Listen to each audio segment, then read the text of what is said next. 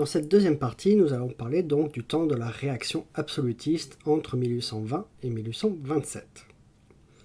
Nous allons tout d'abord voir les ultras au pouvoir, avec cette expression d'Emmanuel Furex, dérévolutionner la société, que nous tenterons donc d'expliquer. Le duc de Richelieu fait voter des lois répressives qui suspendent la liberté de la presse et la liberté individuelle, suite donc à l'assassinat du duc de Berry. La répression est sévère contre les étudiants qui protestent à Paris, à Toulouse ou à Rennes, et plus encore contre les révoltes ouvrières des faubourgs. Il fait adopter la loi du double vote qui va favoriser les ultras.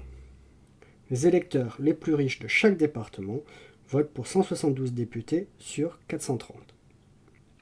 La victoire des ultras aux élections de novembre 1820 oblige Richelieu à mener une politique de plus en plus réactionnaire. Mais surtout, les ultras savourent leur victoire avec la nomination du comte de Villèle en décembre 1821. Ils sont au pouvoir légalement pour 6 ans et peuvent espérer restaurer l'ancien régime, mais il n'en est rien. Le ministère Villèle est l'un des plus longs du XIXe siècle et court sur 2 règnes. Le Toulousain Villèle détient le ministère des Finances et mène une politique économique orthodoxe. En tant que chevalier de la foi, il veut redonner aux valeurs chrétiennes une place prépondérante. Cependant, il n'envisage pas un retour intégral à l'ancien régime. De plus, il doit jouer avec les courants qui traversent son parti, avec des ministres hétéroclites comme Chateaubriand, et par le fait qu'il n'est pas un proche du comte d'Artois, Charles X. Le contrôle de la presse d'opposition est l'un des premiers objectifs de Villèle dès 1822. L'autorisation préalable est rétablie, les délits de presse dépendent des tribunaux correctionnels et les cours royales peuvent condamner tout journal qui publie un article tendancieux susceptible de compromettre, je cite, la stabilité constitutionnelle de l'État. En effet, celui qui détient la presse parisienne tient l'opinion publique censitaire, puisqu'à cette époque-là, il y a à peu près 70 000 électeurs et 60 000 abonnés. Il mène une politique de répression très active contre les réseaux de la charbonnerie. Cette opposition rassemble 30 000 personnes, souvent des officiers bonapartistes ou républicains. Lafayette est l'un des principaux dirigeants de la charbonnerie, aux côtés du socialiste Buchet ou de l'industriel Cochelin. Entre 1821 et 1822, ils organisent plusieurs soulèvements à Colmar, Saumur ou Belfort.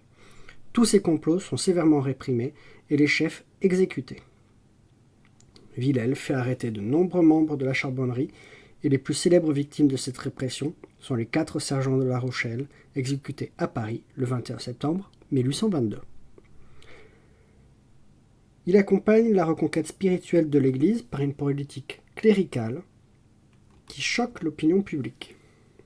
En 1822, Monseigneur Frecinus est nommé grand maître de l'université. L'ENS est alors supprimé le 22 septembre 1822 pour ne rouvrir qu'en 1826. Les cours de François Guizot et de Victor Cousin sont suspendus. Pour s'assurer une majorité durable à la Chambre, Villèle modifie le système électoral. En décembre 1823, la Chambre est dissoute et une sorte de candidature officielle se met en place. Des dégrèvements d'impôts sont même accordés pour effacer les opposants des listes électorales. 415 monarchistes, dont 120 chevaliers de la foi, forment sa majorité. On parle de chambre retrouvée. La loi de septennalité du 9 juin 1824 permet à la Chambre de siéger pour 7 ans sans renouvellement partiel annuel. On peut passer donc à la deuxième partie, ici, donc avec un ultra sur le trône, et justement la venue au pouvoir de Charles X. Louis XVIII meurt le 16 septembre 1824 et son frère, le comte d'Artois, Charles X, lui succède. C'est un roi ultra qui veut durcir la politique contre-révolutionnaire. Roi 73 ans, il renoue avec la pratique du sacre royal dans la cathédrale de Reims le 29 mai 1825.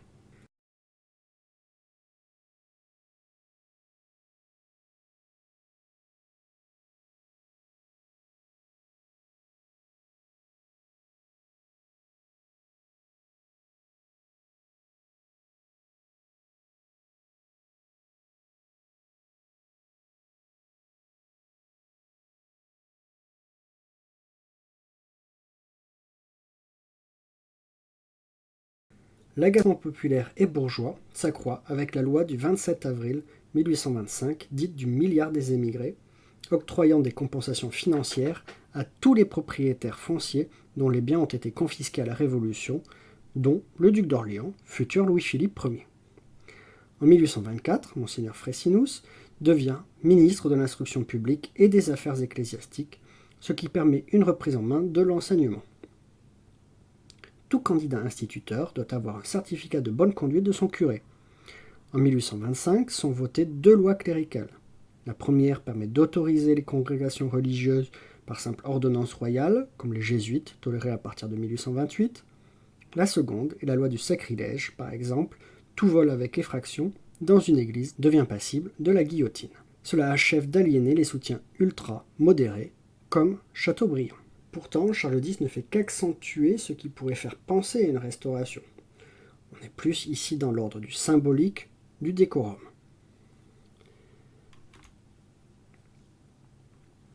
Et nous allons voir donc la chute de Villèle liée à l'impossible unité des droites. À partir de 1826, Villèle doit composer avec une opposition croissante, ce qui montre bien que la pratique politique progresse. La fuite en avant réactionnaire initiée par Charles X et Villèle révèle les divisions qui rongent les droites depuis 1815. La Chambre des Pairs mène l'obstruction parlementaire. Indépendante, composée de membres nommés à vie ou héréditaires, elle harcèle sans cesse le gouvernement et par exemple Chateaubriand, partisan d'un libéralisme aristocratique, monopolise la parole depuis qu'il a été écarté du gouvernement en 1824 et qu'il anime un courant progressiste menant campagne contre Villèle. Peu importe de gêner un gouvernement de son propre camp s'il le juge contraire à ses idéaux. Cette politique du pire est une constante chez les royalistes les plus réactionnaires. Le premier échec a lieu avec la loi du 7 avril 1826 sur le droit d'aînesse qui bafoue le principe d'égalité.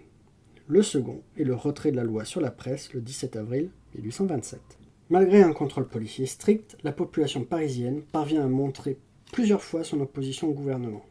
Les notables s'inquiètent de la radicalisation de la politique gouvernementale. Le fossé se creuse entre le gouvernement et ses principaux soutiens. Une nouvelle génération d'intellectuels libéraux, François Guizot, Adolphe Thiers, Sainte-Beuve, Victoire Cousin, Charles de Rémusat, émerge, considérant que l'évolution libérale est inéluctable car elle correspond à l'avènement de la classe moyenne au détriment de l'aristocratie. L'opposition, privée des libertés de la presse et de réunion, se manifeste lors des funérailles, qui associent hommage aux défunts et exercice de protestation, devenant ainsi un véritable rituel politique comme lors de celle de Nicolas l'Allemand ou du général de Foix ou du duc de la Rochefoucauld-Liancourt. Charles X et Villèle tentent de réagir face à la montée des oppositions dans un contexte économique difficile. Le 30 avril 1827, une ordonnance royale procède à la dissolution de la garde nationale et en juin 1827, Villèle rétablit la censure et nomme 76 nouveaux pairs pour garder la majorité à la Chambre des Pairs. En novembre 1827, il prononce la dissolution de la Chambre des députés et organise de nouvelles élections 2 semaines après pour prendre de court l'opposition. François Guizot, aidé de Charles de Rémusat et de Tanneguy du Châtel, fonde en août 1827 la société Aide-toi, le ciel t'aidera pour vérifier les listes électorales et susciter des candidatures d'opposition. Les nouvelles élections législatives marquent alors la défaite de Villèle. Sur 430 sièges, les libéraux en obtiennent 170, les ministériels 190, et l'opposition de droite, avec Chateaubriand et ce qu'on appelle la défection, 70. Royer-Collard, figure de proue des libéraux, est élu dans 7 départements et devient président de la nouvelle Chambre. Villèle démissionne le 4 janvier 1828.